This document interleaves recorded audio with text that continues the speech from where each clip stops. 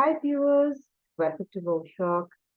Uh, Today we will start with the third part of the respiratory system, which we were discussing for a few weeks. 2 weeks we are discussing it. So before I start, I would request you to please do subscribe my channel if you have not subscribed yet, or if you are a new viewer to my channel. And if you're liking the video, press the like button, share with your friends so that they can also be benefited from these videos, and to meditate before you start your day. So we will also start with a short meditation, and then we'll start with the discussion. So let us concentrate on the point of light. Think that light is part of the soul, your whole body. You're feeling very light. Your whole body.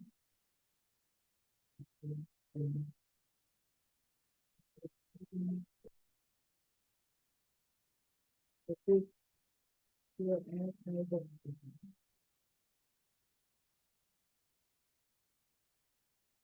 remove the burden, no tensions. Very happily you can set your studies.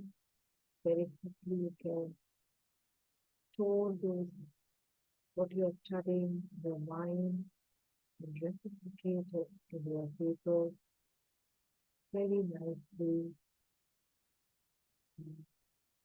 getting good appreciation, completing your work very easily.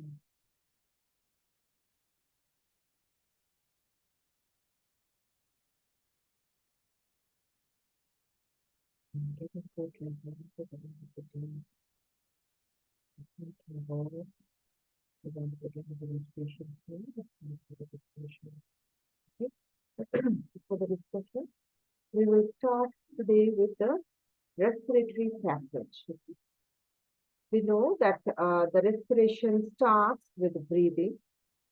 Okay, so the air which goes inside through our nose, the external hairs, the external part of the nose, from where the air goes inside.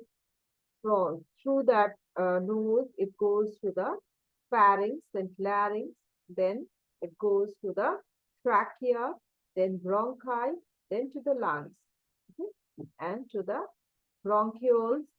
First, after the bronchi, they go to the air goes to the primary, secondary, and tertiary bronchi, and then last of all, they will go to the bronchioles and then to the alveolar sacs. Okay. From there, the air is diffused into the cell, into the blood cells. Okay. And then it will go to the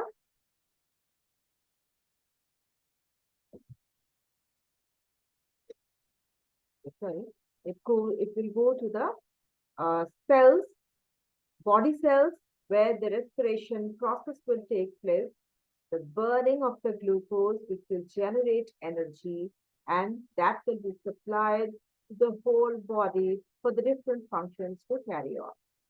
So the respiratory passage, which is that is to nose, the pharynx, larynx, the trachea, the bronchial and bronchioles, the entire respiratory passage is the entire inner lining of the respiratory passage is uh, covered with ciliated epithelium.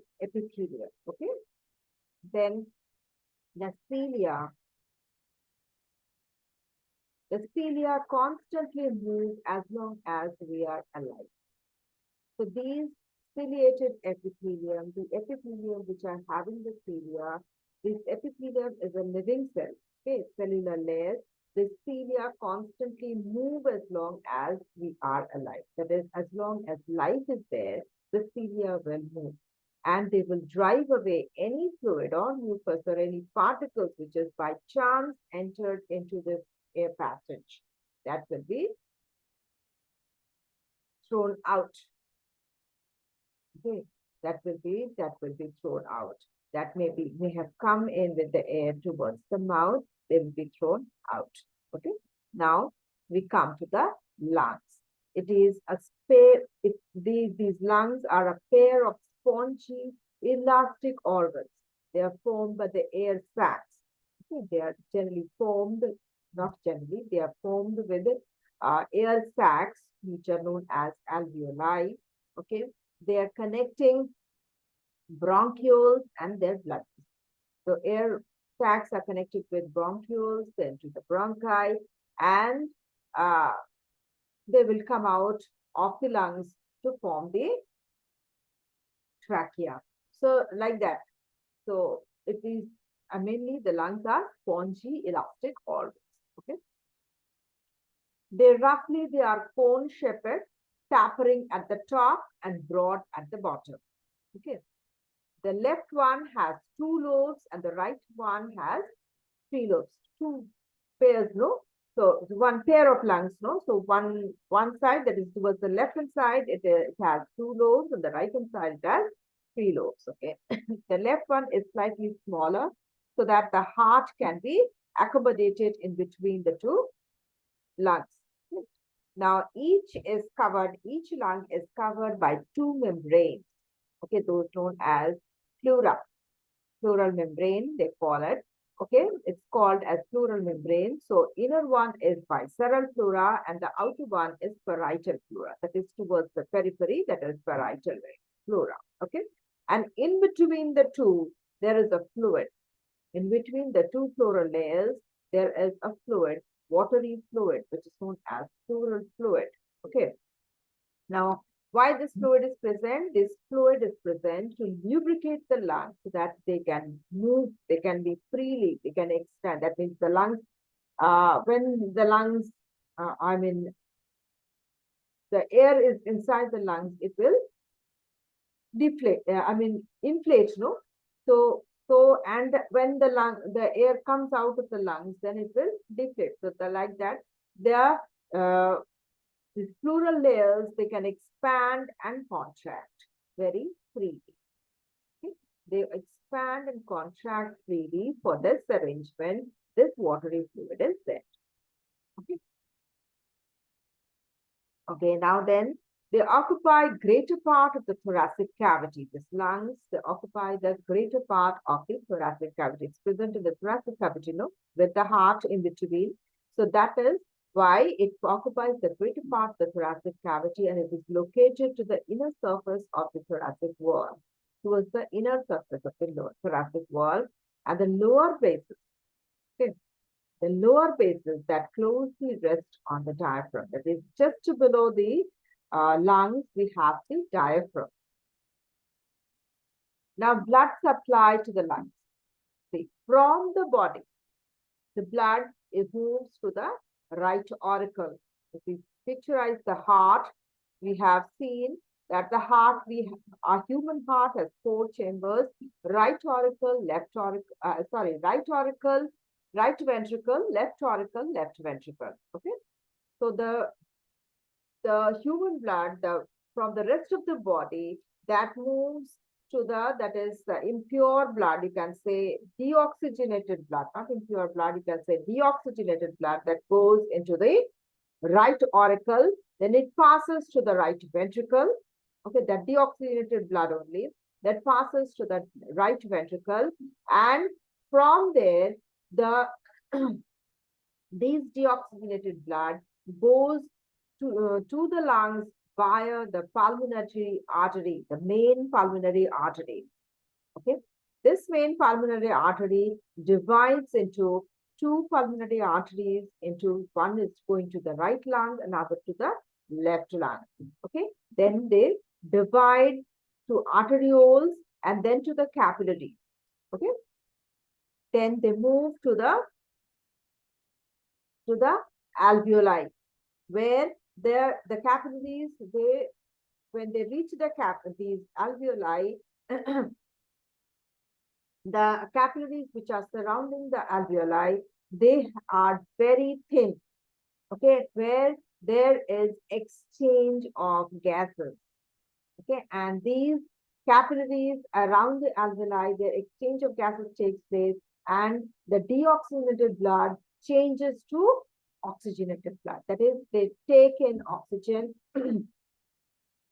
they take in oxygen and give out the carbon dioxide there at the alveoli level. Okay. Now, when the at the alveoli level, when the capillaries get they become oxygenated blood, this oxygenated blood is taken by the capillaries of the veins. Okay, pulmonary veins. Okay, so the capillaries now change to from the arterioles to veins and venules rather, and from there the oxygenated blood by the venules can go to the veins and then to the right pulmonary vein, and from the left also left pulmonary vein, and they will go to this oxygenated blood will now go to the left auricle of our heart, left auricle of our heart through the pulmonary vein, main pulmonary vein. Okay, they will reach the left auricle. From there, they will go to the right auricle, and via the artery, sorry, aorta, they will be supplied to the whole body. Okay. This is the circulatory system of the circulation of, or rather oxygenation of the blood through circulation from when it is going to lungs and then coming out of the lungs. After when it is going to the lungs, that is deoxygenated blood which is going, and then when it is coming out of the lungs, it becomes oxygenated. Okay, so that is the process where the blood gets oxygenated. Okay, now after going to the cells, there will be what? There will be the cellular respiration takes place. First tissue respiration, then cellular respiration. Okay. Now let us find what is the difference between breathing and respiration. We have started with breathing. So respiratory system first starts with breathing and then we come to respiration. So what is breathing? Breathing is a mechanical process. Okay, it's a mechanical process in which fresh air is sent to the lungs while carbon dioxide is removed from the body by muscular movement. By muscular movement, carbon dioxide is removed and oxygen is taken, and it is sent to the lungs. Okay. Now, the fresh air goes into the lungs where oxygen, carbon dioxide is removed and the oxygen is absorbed. Okay. Now, in respiration, what happens? It happens in the cellular process. It's a cellular process. Breathing is a mechanical process. Respiration is a cellular process in which glucose is oxidized to liberate the chemical energy in the form of ATP. Here, glucose is oxidized. Okay, glucose is burnt in presence of oxygen to liberate the chemical energy in the form of ATP. Okay. So breathing is a physical process, whereas respiration is a biochemical process. Okay? Now, breathing provides oxygen for respiration, removing carbon dioxide, whereas in respiration, energy is released in the form of ATP. Okay? Breathing occurs by diffusion, whereas respiration occurs by oxidation. Breathing is a voluntary action, whereas respiration is an involuntary action. Breathing is an extracellular process, just outer process, whereas respiration is an intracellular process. Inside the cell, it happens. Okay. Then breathing occurs through the inhalation, whereas respiration occurs through glycolysis and followed by Krebs cycle. Okay. So in breathing, first it's the inhalation and followed by exhalation, whereas in respiration it starts with glycolysis and followed by Krebs cycle. Then breathing uses the ATP. Okay, whereas in respiration, it generates it. Okay. Now in breathing, it is regulated by the diaphragm, whereas in respiration, they are regulated by numerous enzymes. As it is a biochemical process, so enzymes are required to regulate this process. Okay. Next, we come to see the passage of the respiratory, the respiratory passage. So this is the nose from where the air goes inside, then the pharynx, then larynx, then it comes to the trachea, see the arrow, from there it goes to the bronchi, okay, bronchus, and then to the lungs it enters, bronchi, and then to the lungs, and from their lungs it divides into primary, secondary, and tertiary bronchi, and to the last to the bronchioles and to the alveoli. Now, here the pulmonary, from the heart, this is the right auricle, this is the right ventricle, yes, right auricle, right ventricle, left auricle, left ventricle. So you can see the color, the dark color is the deoxygenated blood, the light color, light red color, that is the oxygenated blood. The dark red color, that is the right auricle, is transferring the blood, deoxygenated blood from, which is it's receiving from the rest of the body to the right ventricle. From there, the main pulmonary artery that comes out, and then it divides into arterioles, okay, it branches into arterioles, and then it reaches to the capillaries, and then to the alveolar sacs, okay, alveoli, where they get oxygenated, and when they get oxygenated, the veins, first the capillaries, and then the veins take up those oxygenated blood, and then they transfer it to pulmonary vein, and they reach the left auricle.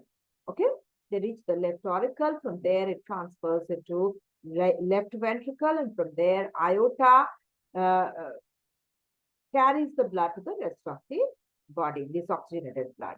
See, the lungs, okay, this is the rib cage which surrounds the lungs. The thoracic cavity has the lungs, and just below the lung, we have the diaphragm. So this happens, this is the pulmonary artery, you can see the capillaries, the pleura, two layers of pleura, and between is the pleural fluid. That is the alveolar duct. The pulmonary vein carries this oxygenated blood to the lungs. These are the alveolar sacs, alveoli. Okay. Now we come to the respiratory passage again. Okay, the respiratory center, the main center, the nervous center which controls the brain center rather. The brain, part of the brain which controls the respiratory system, that is the medulla oblongata, which is present in the brain, just behind the brain, below the hindbrain. It is the medulla oblongata which controls the respiratory center. This cycle consists of inspiration, then expiration, and a very short respiratory pause. Okay, so inspire, we take in the air and also expire. But there is a little, very short respiratory pause. Okay, that is, we stop for some time, very short pause is there. The normal adults, their breathing rate is 12 to 18 breaths per minute. Okay, a newborn baby, its breathing rate is 60 breaths per minute. Okay, normal adult is 12 to 18, but a newborn has 60 breaths per minute. Slight increase in the carbon dioxide content. If our blood has slightly increased carbon dioxide content, then our breathing rate increases. Now, we know that the breathing process requires first inspiration, and then expiration. Okay? So first inspiration or inhalation of oxygen, or you can say fresh air, which has more of oxygen. Okay. Now, inspiration is first how do we inspire the fresh air? So first, what happens? There is contraction of the external intercostal muscles. These intercostal muscles are present in the rib cage. So the contraction of the external intercostal muscles. Then what happens? The stretching of these muscles between them. The intercostal muscles, the external intercostal muscles, they contract. Then these muscles, there is stretching. Okay? As they contract, they stretch also. Now the ribs move. Excuse me. Ribs move upward and outward. So up and out, up and out.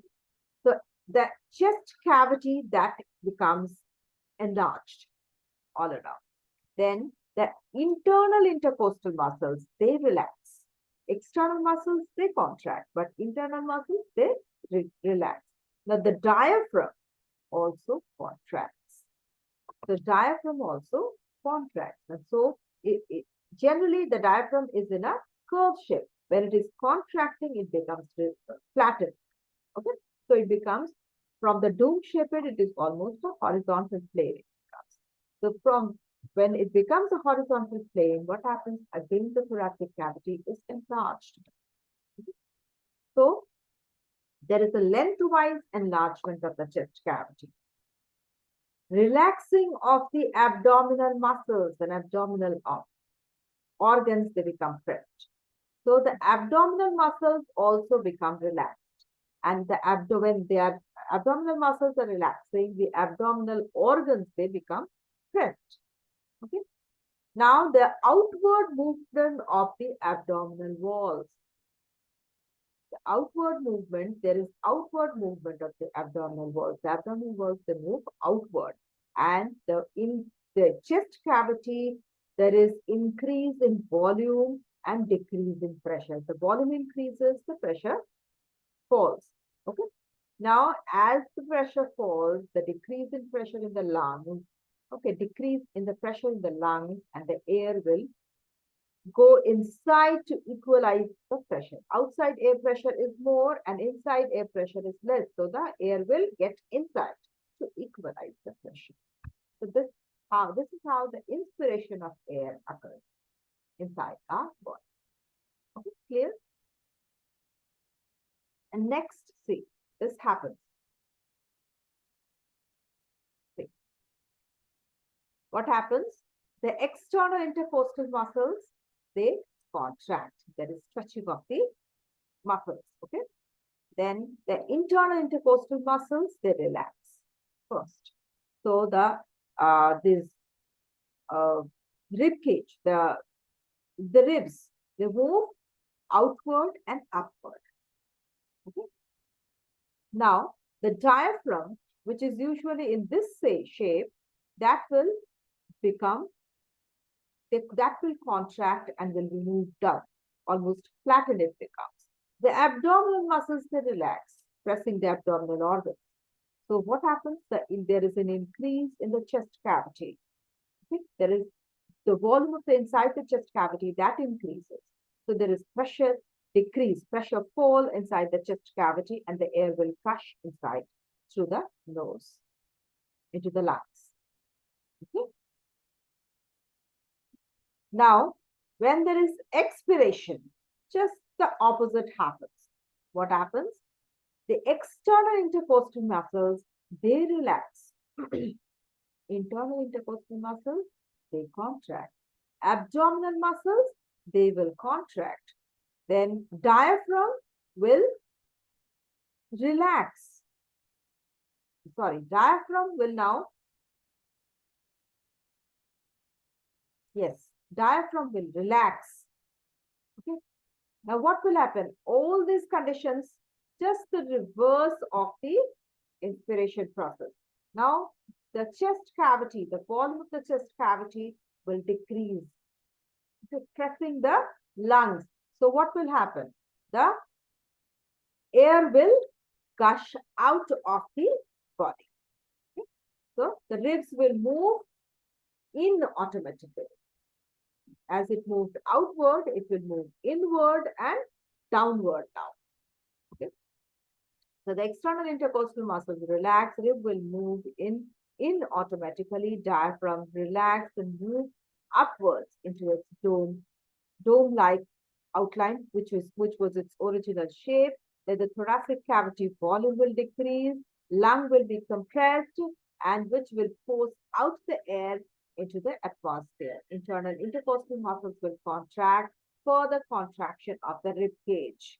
When the internal intercostal muscles will contract, there will be further contraction of the rib cage and it moves more air which is present in the lungs that will be expelled out to take in more oxygen. Okay. Now, what is the difference between inspiration and expiration? So, from the process, we have understood that the diaphragm, in case of inspiration, it will flatten downwards. In case of expiration, it will relax and will move upward into its dome shape. Intercostal muscles, external intercostal muscles, in case of inspiration, it will contract. In case of expiration, it will relax. Internal intercostal muscles, it will relax in case of inspiration. In case of expiration, it will be contracting, forcing out the air. Now, the rib cage and the sternum, what will do in inspiration, in case of inspiration, it will move outward and upward, whereas in case of expiration, it will move downward and inward. Okay, the volume of the thoracic cavity, in case of inspiration, it will increase. In case of expiration, it will decrease. Okay, air pressure decreases inside the thorax and the lungs in case of inspiration. Air pressure increases in case of thorax and the lungs in case of expiration. Then the air movement, external air pressure is more than in the inside the lungs, so air will move inwards. Whereas in case of expiration, as the lung pressure is more, the air pressure inside the lung is more and than the outside, so the air will come out of the lungs. Okay. Now, the capacities of the lungs or the respiratory volume. First, we have to know the tidal volume. What is tidal volume? It is the air breathed in and out in a normal, quiet or unforced breathing. Just quietly when we are breathing in and out, that time the air which is breathed in and breathed out, that is the tidal volume. That is around 500 ml. Okay. So this will be equal to dead air space and alveolar air. So what is dead air space? Dead air space is some tidal air that is left in the respiratory passage, such as trachea or bronchi, when no diffusion of gases can occur. Okay. So when we are quietly breathing in and out, some tidal air is left inside the respiratory passage. It may be trachea or bronchi, but there is no diffusion taking place. Diffusion takes place at the alveolar level. So there is no diffusion taking place. So that is dead air space. That is equal to 150 ml. And alveolar air is the tidal air which is present in the air sacs, which is not coming out of the air sacs, not coming out of the alveoli. That the tidal air which is presented there, that is 350 ml. So considering both of them, it is 500 ml tidal volume. Now, inspiratory reserve volume. Okay, it is also known as complemental air or deep inspiration. Air that can be drawn in forcibly over and above the tidal air. The tidal air is quiet breathing. And when it is forcibly we are taking in the air over and above the tidal air. That is known as deep inspiration. Okay, forcibly taking more air. So that is deep inspiration, which is around 3000 ml. Okay. Now, inspiratory capacity, total volume of air a person can breathe in after normal expiration. Okay. After normal expiration, total volume of air a person can breathe in. That is 3500 ml. That is equal to tidal volume, that is quiet respiration, normal breathing plus deep inspiration. So that is around 3500 ml. Okay. Now, expiratory volume. Air that can be forcibly expressed out after normal expiration. Normal expiration is there, but it can be forced out. More air is forced out.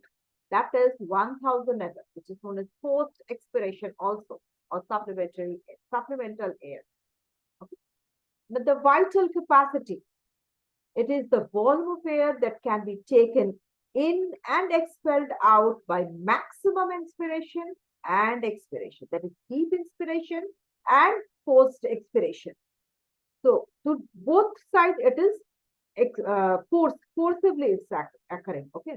So that is the vital capacity, which is around 4,500 ml. Okay. The residual volume. Some air is always left in the lungs even after forcibly breathing out. That is known as residual air. Okay. After forcibly breathing out, forcibly we taking in the air, but after when it is forcibly breathed out, then also some air is left inside the lung. So that is residual air, which is known as residual volume. So that is what 1,500 ml. Now the total lung capacity, maximum air which can at any time be held in two lungs. Okay, so maximum air which can at any time be held in the two lungs, that is 6,000 ml. Maximum air which can be taken inside the lungs, that is 6,000 ml.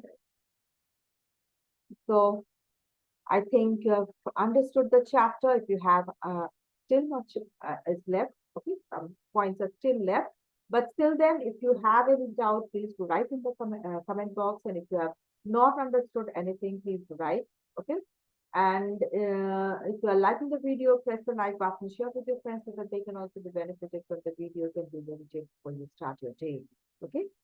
So till then, bye-bye and respond soon if you have any doubt, okay?